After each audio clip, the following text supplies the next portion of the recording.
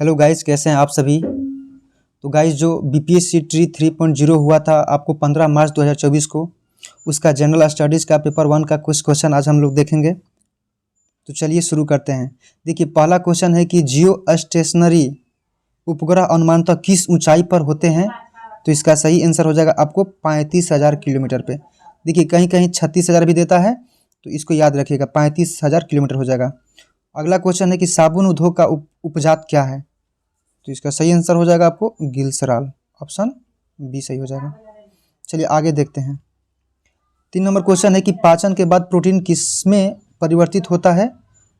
तो amino acid के रूप में, ठीक है। अगला क्वेश्चन देखते हैं, इकोसिस्टम में बैक्टीरिया किस रूप में क्रियाशील होते हैं। तो ये अपघटक के रूप में क्रियाशील होते हैं, ठीक है। अगला क्वेश्चन देखते हैं, चलिए। बाल्टेरो हिमनद अवस्थित है, तो ये आपको काराकोरम हो जाएगा। काराकोरम लद्दाख श्रेणी में है, वहाँ पर बाल्टेरो हिमनद है। 6 नंबर क्वेश्चन है कि केंद्रीय उच्च भूमि के संबंध में निम्नलिखित कथनों पर कौन सा सही है। तो इसका सही आंसर आपको हो जाएगा, इसका पश्चिमी भाग जो होता है ना, वो मालवा पठार है, ठीक है, याद रखिएगा। केंद्रीय उच्च भूमि के संबंध में निम्नलिखित कथनों में कौन सा सही है। तो इसका सही आंसर आपको इसका पश्चिमी भाग जो होता है मालवा का पठार है, यही सही हो जाएगा। अगला क्वेश्चन है 7 नंबर, टफ टफ किससे संबंधित है। तो ये टफ जो शब्द है वो ज्वालामुखी राख से संबंधित है, ऑप्शन ज्वालामुखी राख हो जाएगा आंसर इसका। चलिए आगे देखते हैं। अगला क्वेश्चन है 8 नंबर की मरुद्भिद या जीरोफाइट निम्नलिखित में से किस वन में पाए जाते हैं। तो ये मरुस्थलीय वन में पाए जाते हैं, ठीक है। आगे देखते हैं 9 नंबर क्वेश्चन, प्रदीप्ति ट्यूब में प्राय किस पदार्थ का उपयोग किया जाता है। तो इसका सही आंसर आपको हो जाएगा मरकरी वाष्प तथा आर्गन, मरकरी वाष्प और आर्गन। चलिए आगे देखते हैं क्वेश्चन 10 नंबर, कि रक्त का कौन सा तरल माध्यम होता है। तो ये प्लाविका होता है आपको, जिसे हम लोग प्लाज्मा कहते हैं, ठीक है। अगला क्वेश्चन है 11 नंबर, किसने गलती से लेफ्टिनेंट एयरेस्ट की हत्या कर दी थी। तो ये आपका आंसर हो जाएगा आपका दामोदर एवं बालकृष्णन, जो पुणे के 2 भाई थे। इन्होंने गलती से लेफ्टिनेंट एयरेस्ट की हत्या कर दी थी, याद रखिएगा। अगला क्वेश्चन है 12 नंबर, 21 अक्टूबर 1943 को किस स्थान पर एसएससी सुभाष चंद्र बोस ने स्वतंत्र रूप से भारत की अंतिम सरकार का गठन किया था। तो इसका सही आंसर आपको हो जाएगा सिंगापुर, याद रखिएगा। आइए अगला क्वेश्चन देखते हैं 12 नंबर, दक्षिण अफ्रीका में महात्मा गांधी किस स्थान से कार्यकर्ताओं को मार्च का नेतृत्व कर रहे थे। तो इसका सही आंसर आपको हो जाएगा न्यू कैसल से ट्रांसवाल तक, याद रखिएगा।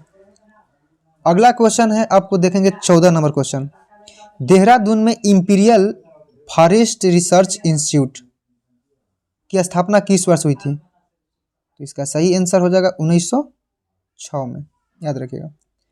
आगे देखते हैं क्वेश्चन 15 नंबर, आत्मसम्मान आंदोलन की पुरोधा कौन थे या इसके प्रवर्तक कौन थे। तो इसका सही आंसर हो जाएगा आपको ईवी रामास्वामी नायकर, आत्मसम्मान आंदोलन के ईवी रामास्वामी नायकर हो जाएगा।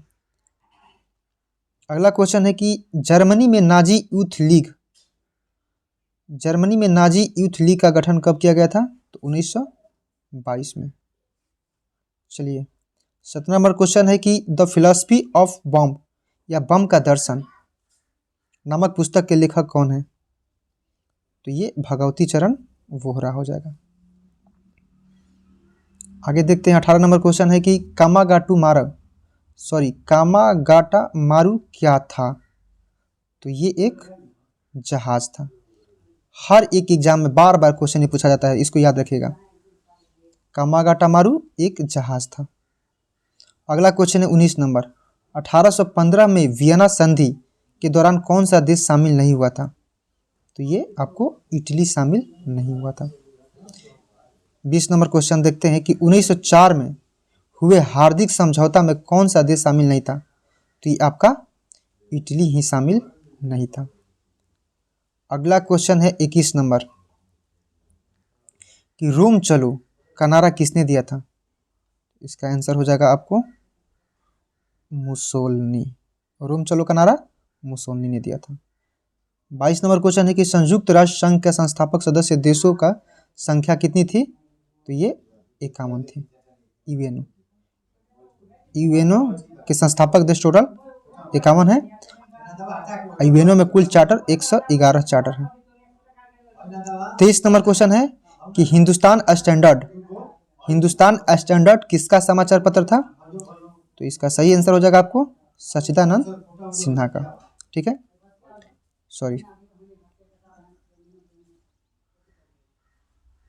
अगला क्वेश्चन